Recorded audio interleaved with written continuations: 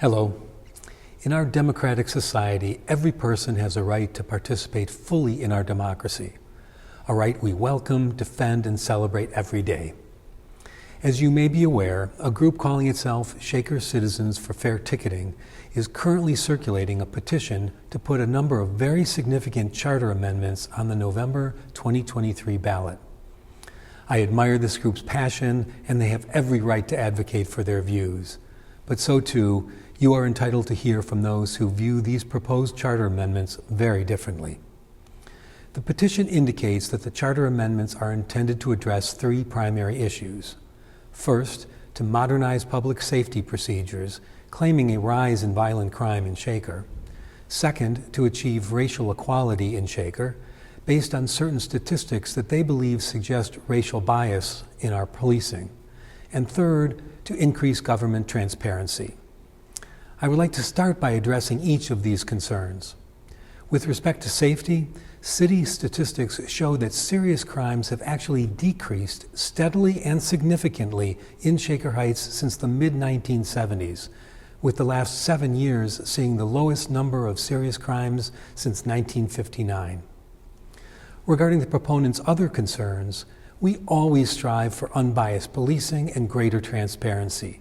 It's a constant focus with ongoing training and the adoption of best practices, all under the leadership of our new police chief, Wayne Hudson, the first African-American chief of police in Shaker's history. Furthermore, we believe certain facts and statistics used by the proponents are either incorrect, misleading, or used out of context. As a result, we firmly believe that the charter amendments do not address the concerns raised by the proponents and in fact would make Shaker Heights residents and police officers less safe. Let me explain.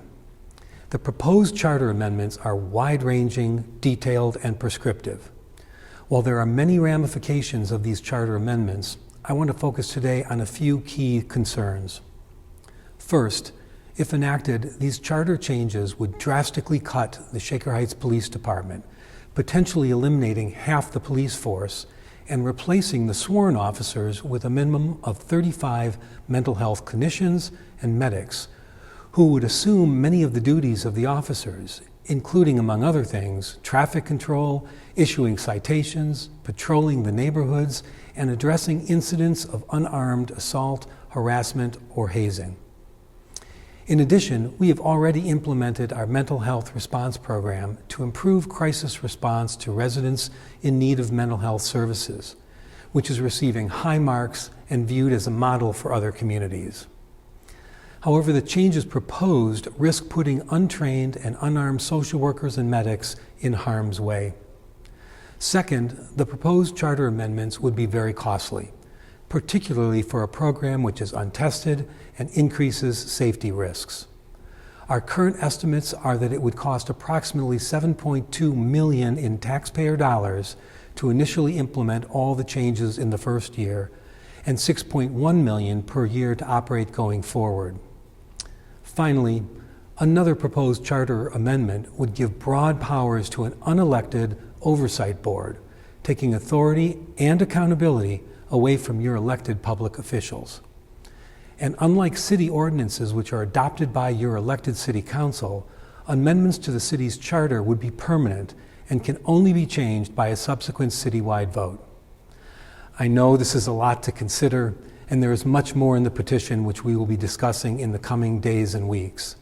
However, I firmly believe that the proposed charter amendments will not address the concerns raised by the proponents, would be very costly, and could potentially be dangerous.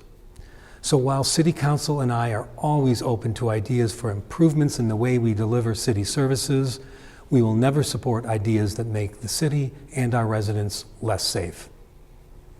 I am very proud of the work our police department does every day to serve and protect our residents and keep Shaker Heights safe.